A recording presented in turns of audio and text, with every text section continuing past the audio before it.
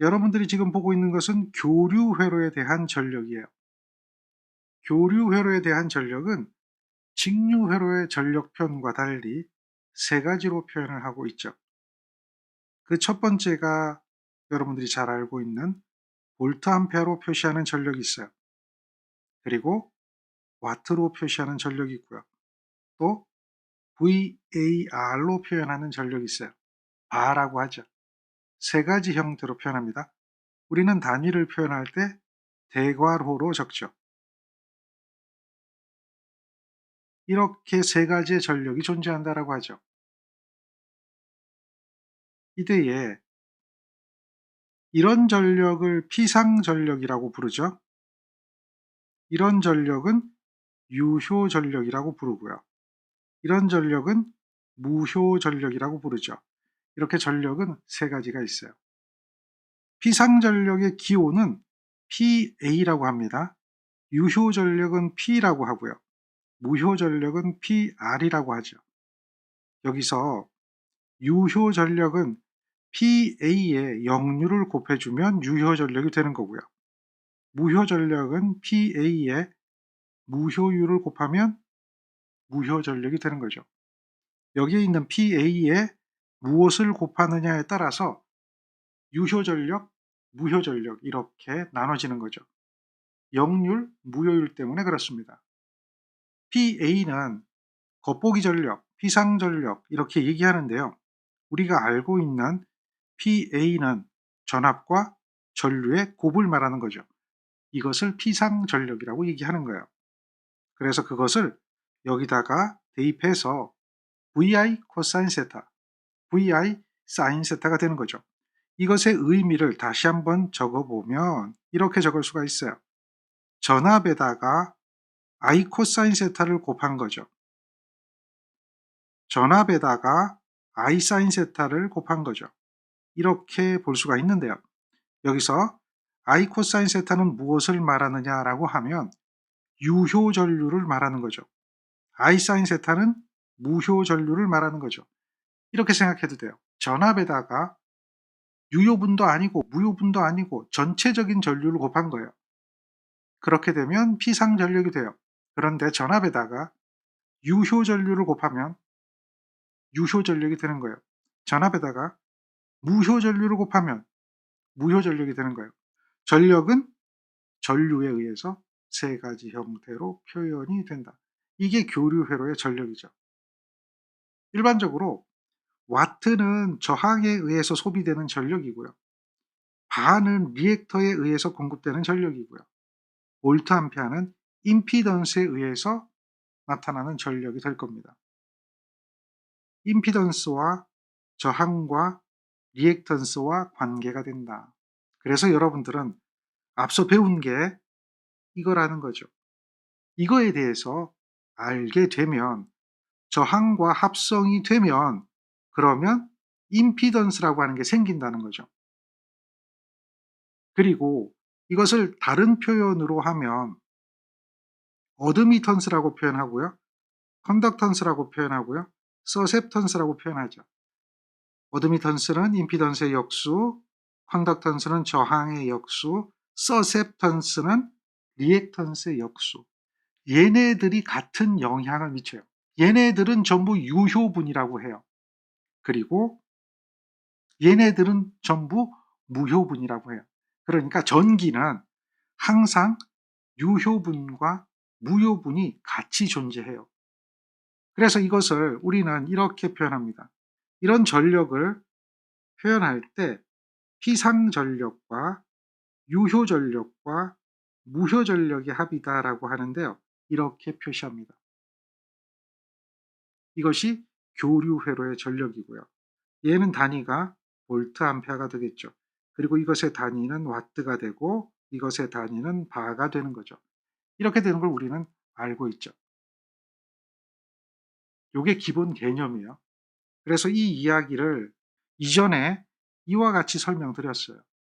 여기에서의 전력, 여기에서의 전력, 그것이 합성이 되면 여기에 대한 전력이 된다. 그래서 전력으로 역률도 구하고 전력으로 무효율도 구하고 전력으로 역률각 구하고 이런 것들 다 가능하다라고 했던 거 알려드렸습니다. 자, 여기서 이렇게 전력을 구할 수 있다는 것은 어떤 회로든 간에 합성 임피던스를 구하면 전부 이렇게 되죠. 회로가 아무리 복잡하고 직렬이나 병렬로 구성된 회로가 있더라도 그 회로를 합성 임피던스를 구하게 되면 이렇게 나옵니다. 왜? 임피던스는 항상 그 결과는 플러스 JX가 되든 마이너스 JX가 되든 이런 형태로 나오는 거죠. 그렇게 되기 때문에 이런 형태의 그림으로 표현을 할 수가 있는 겁니다. 그래서 이 회로에 대한 전력을 이해하면 어떤 회로에 대한 전력도 다 구할 수가 있는 거죠. R 플러스 JX가 되든 R 마이너스 JX가 되든 RX 직렬 연결 회로로 임피던스가 등가가 되기 때문에 RX 직렬 연결 회로에 대한 전력의 값을 해석할 수 있다면 어떤 회로가 되더라도 전력의 값을 모두 다 해석할 수가 있다라고 이야기할 수 있는 거예요. 바는 무엇의 단위인가 이렇게 물어요. 바는 전력의 단위죠. 전력 중에서도 무효 전력의 단위죠. 이런 단위를 여러분들은 알고 있어야 돼요. 전력의 단위라고 하는 것은 교류 회로에서는 몇 가지가 나와요. 교류 회로에서 전력의 단위는 3가지가 되죠. 그러니까 1번은 절대 답이 될 수가 없고요. 피상전력의 단위는 볼트 암페어가 되죠. 효율의 단위는 퍼센트가 되죠. 무효 전력의 단위는 바가 되는 거죠. 이런 것들을 우리는 알고 있습니다. 어느 회로가 있습니다. 이 회로에 전압과 전류가 실효값으로서 각각 이렇게 주어졌네요. 그리고 역률이 0.8이라고 되어 있습니다. 이 회로의 소비 전력은 이렇게 얘기해요. 자, 여기서 소비 전력이라는 단어에 신경을 쓰는 게 아니에요. 우리는 이런 문제를 풀 때 무엇에 신경을 써야 되느냐라고 하면 전력은 몇 와트인가에 대해서 신경 쓰는 거예요. 소비 전력은 몇 볼트 암페어인가 이렇게 물어보면 그때는 볼트 암페어를 구하는 거예요. 항상 와트, 바 이런 것들의 단위, 문제가 요구하는 단위를 봐야 돼요. 그래서 소비 전력이 유효 전력이다라고 기억하는 것이 아니라 여기에 있는 단위가 유효 전력이다라고 하는 것을 말해주고 있다는 거죠. 그래서 여러분들은 이것에 대한 유효 전력이니까 얘는 피상 전력의 역률을 곱한 것이다. 전압의 유효 전류를 곱한 것이다. 이렇게 되는 걸 우리는 알고 있는 거예요. 그래서 전압이 50V고 전류가 10A의 역률을 곱한 유효 전류, 이것을 곱해준 것이 와트가 된다. 그래서 400W가 된다라고 하는 것. 이런 걸 구하는 것은 굉장히 간단한 기초적인 문제가 되어야 됩니다. 전압과 전류에 대한 값, 이 값은 실효값이 되어야 된다라고 하는 겁니다. 정연파에서 실효값은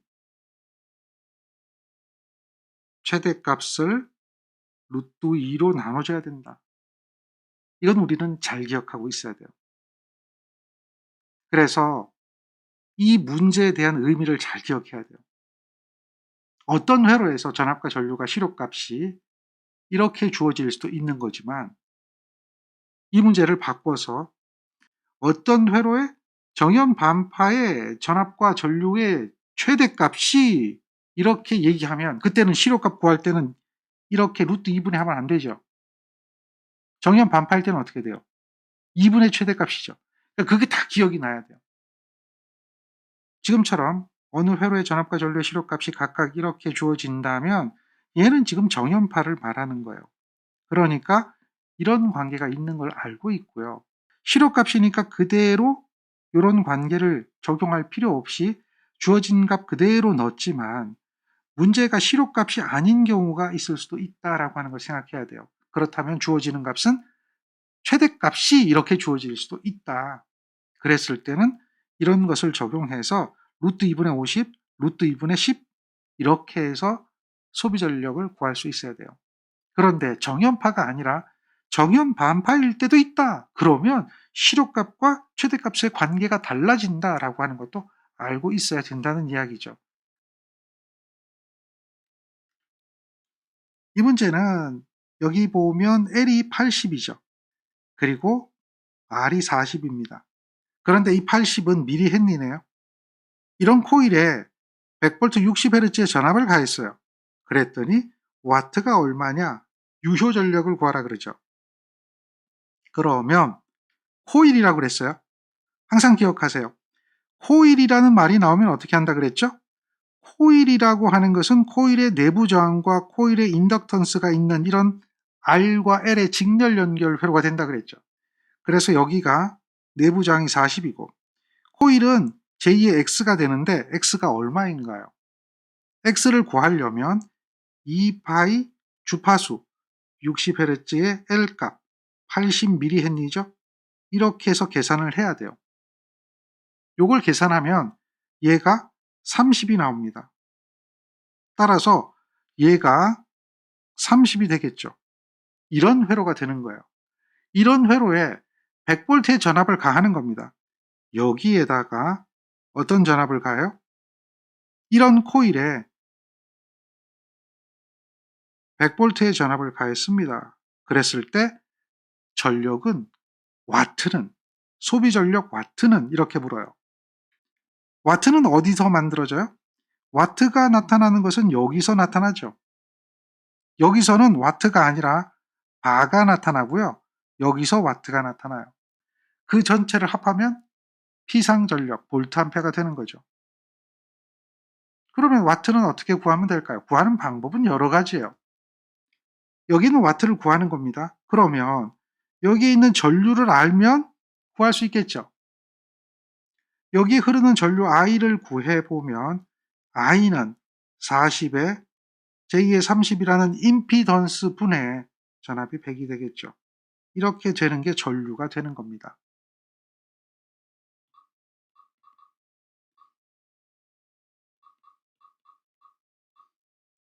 이렇게 계산할 수 있죠. 전류가 얼마입니까? 2A입니다. 마이너스 36.86이에요.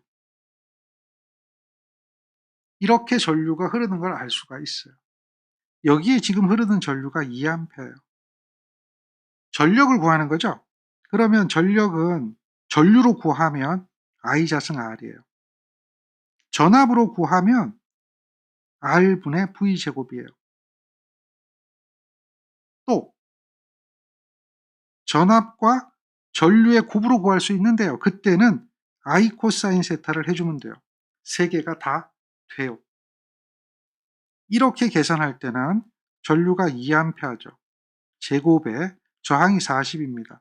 이렇게 계산이 돼요. 이거 계산하면 160W가 돼요. 여기 있는 전류를 구해서 I 자승 R로 구한 거예요. 그러면 이렇게 구하면 어떻게 될까요? 저항 R이 들어가야 되는데 R이 40이에요. 그리고 전압이 100이 들어가는 거 절대 아닙니다. 전압은 100이 들어가는 게 아니라 이때는 어떻게 해야 하냐면 여기에 전압이 얼마 걸리느냐, R 양단의 전압이 얼마 걸리느냐 이걸 알아야 돼요. 그 전압은 전압 분배 법칙에 의해서 걸려요. 전압이 40에 더하기 j 30에 자기 거 40에 전체 전압이 100이 되겠죠. 이만큼 걸려요. 이것은 전압 분배 법칙이죠.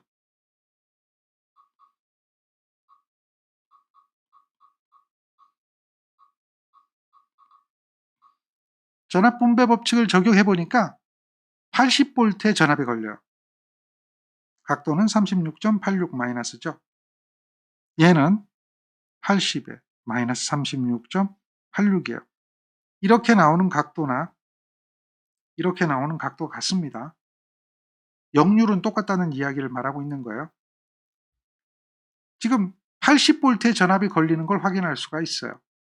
그러니까 여기다가 80에 제곱을 하는 거예요.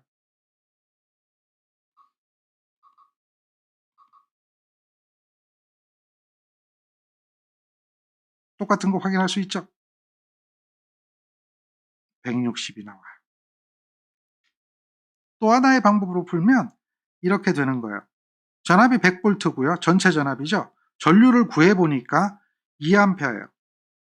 그런데 36.86이네요. 역률이죠. 코사인 36.86이에요. 이렇게 계산하는 거예요.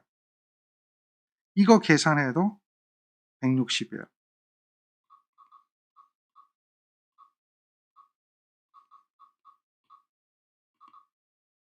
160이 나와요. 이렇게 전력을 구해보면 이렇게 모두 160이 되는 걸 알 수가 있는데요. 구하는 방법이 이렇게 구할 수도 있고 이렇게 구할 수도 있고 이렇게 구할 수도 있어요. 여기에 있는 이 방법으로 구하려면 전압을 구해야 돼요. 여기에 있는 이 방법으로 구하려면 전류를 구해야 돼요. 여기에 있는 이 방법으로 구하려면 전압과 전류와 역류를 알아야 돼요. 어쨌든 이러한 과정이 들어갈 수밖에 없어요. 얘도 마찬가지죠.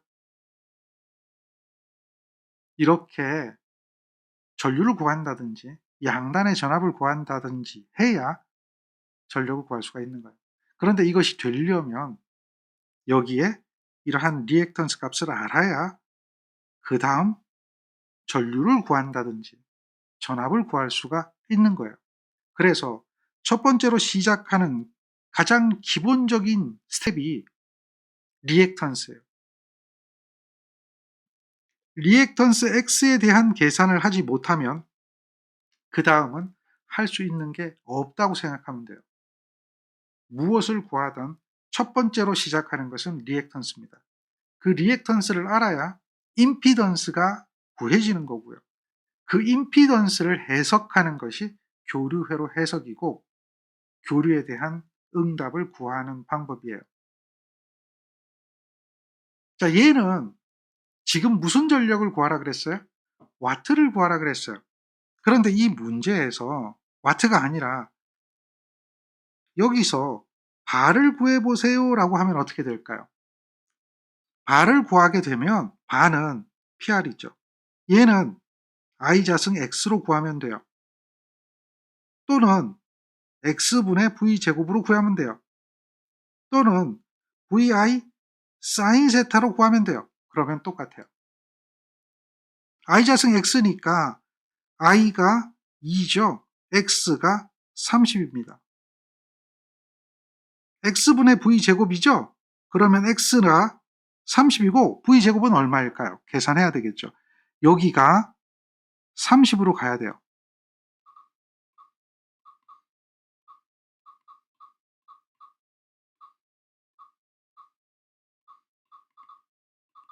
60 나오죠. 여기가 30일 때 여기는 60이 나와요. 그러니까 여기 60의 제곱이 되겠죠. 그 다음 여기는 전압은 100이고요. 전류는 2A인데요. 사인의 36.86이에요. 이렇게 하면 돼요.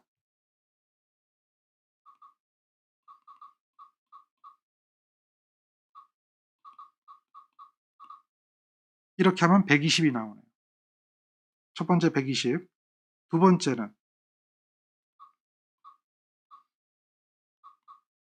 120이 나오죠. 모든 게 다 120이에요. 합에 계산해보면 120, 120, 120 바가 나오는 걸 확인할 수가 있어요. 얘가 무효전력이죠. 무효전력, 유효전력 모두 구할 수가 있어야 되는 게 맞죠. 물론 당연히 피상전력도 구해야 되겠죠. 자, 조금 전에는 숫자로 나타냈잖아요. 지금처럼 숫자로 나타나지 않을 때는 어떻게 될까요? 이 문제는 딱 보면요. 자, 한번 보세요. 저항과 리액턴스의 직렬 회로가 있습니다.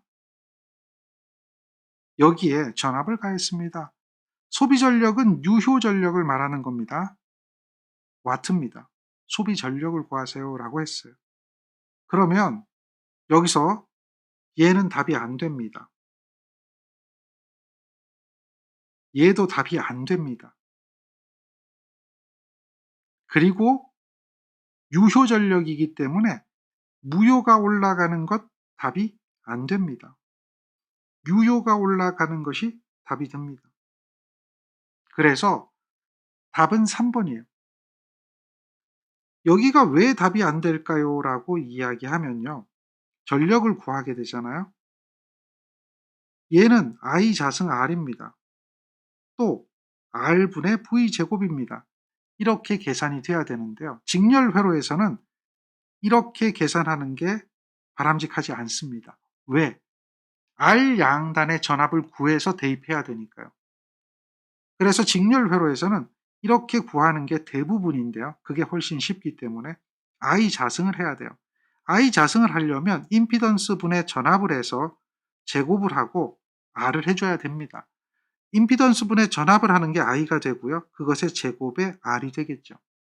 이런 형태라고 보면 임피던스의 크기는 R제곱에 X제곱에 루트 값이 되는 게 임피던스잖아요.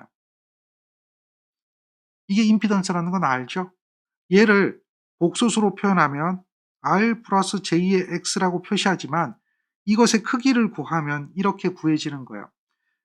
이게 뭐라고 하죠? 이렇게 나타나는 거, 이걸 뭐라고 해요? 피타고라스 정리라고 하죠. 유효분과 무효분을 크기를 구한 겁니다. 그리고 각도도 있는데요. 각도는 아크 탄젠트 R분의 X라고 표현하죠. 항상 이렇게 표시가 되는데요. 이 임피던스를 알고 있으면 이 임피던스를 여기다 집어넣었다고 생각을 한번 해보면 제곱을 해야 하니까 당연히 루트는 없어지겠죠. 그런데 이것처럼 루트가 있는 것은 답이 될 수가 없는 거예요. 또 하나 힌트는 I 자승 R이거든요. I 자승 R이면 유효 전력은 R이 있어야 돼요. 근데 여기는 X가 있는 것은 안 된단 말이에요. 여기 X가 있는 것은 안 된단 말이에요. 이렇게 R이 있는 것이 돼야 되는데 안 되는 거 2개 지워버리고 안 되는 거 2개 지워버리면 되는 거 하나만 남아있죠. 걔가 유효 전력이에요. 실질적으로 계산을 해보면 루트가 들어가겠죠. R제곱에 X제곱에 V를 해야 전류가 되겠죠. 그것의 제곱의 R이에요. 따라서 제곱을 하면 V의 제곱이 되고요. 루트는 없어집니다. R제곱과 X제곱이 남고요. 여기에 R이 되겠죠. 이렇게 표시되고 있는 것이 얘죠. 위치가 바뀌어 있을 뿐이죠. 이것을 말하는 겁니다. 보통 이러한 관계를 우리가 알고 있기 때문에 유효 전력을 구하라 라고 하면 이렇게 생각을 합니다. R 자승 플러스 X 자승 분의 V 자승 R, 이게 유효 전력이에요. 그러면 피상 전력은 어떻게 될까요? 피상 전력을 구하라 이렇게 얘기하면 어떻게 될까요? 피상 전력은 R제곱, X제곱, V제곱, 피상이니까 임피던스예요. 이게 피상 전력이에요. 여기에 R 대신에 임피던스가 들어가면 피상 전력이에요. 얘가 리액턴스가 들어가면 무효 전력이에요. 그러니까 무효 전력 PR을 구하라 이렇게 얘기하면 무효 전력은 어떻게 될까요? R제곱에 X제곱에 V제곱에 X가 되면 돼요. 여기가 무효분이 들어가면 무효 전력이고 유효분이 들어가면 유효 전력이고 피상 전력은 임피던스가 들어가면 돼요. 전력을 이렇게 3가지 형태로 표현하는 거예요. 단 이것은 RX 직렬 연결 회로일 때다라고 얘기하는 거죠. 그럼 이 얘기는 뭐예요? 임피던스일 때 R 플러스 J의 X일 때다라고 하는 거예요. 그런데 모든 회로는 임피던스를 구할 수가 있죠. 그러니까 모든 회로에 대한 전력은 이렇게 계산할 수도 있다는 거죠. 지금처럼 유효전력, 무효전력, 피상전력을 계산할 수가 있다라고 이야기할 수 있는 거예요. 그래서 전력을 이렇게 표시하는 거예요. 단 여기 임피던스라고 표현하는 것은 크기니까 R제곱, X제곱이다라고 하는 거예요. 여러분들은 임피던스에 대한 표현을 알아야 돼요. 임피던스 Z라고 하는 것은 R 플러스 J의 X인데요. 이것은 그 크기는 피타고라스 정리에 의해서 이렇게 되는 거고, 각도는 아크탄젠트 R분의 X로 표시하는 거죠. 얘가 임피던스거든요. 다시 말해서 얘가 3 플러스 J의 4라면 이렇게 돼서 3의 제곱, 4의 제곱이 되고 각도는 아크탄젠트 3분의 4 이렇게 되는 거죠. 그래서 얘가 5가 나오고 53.13이 나오나요?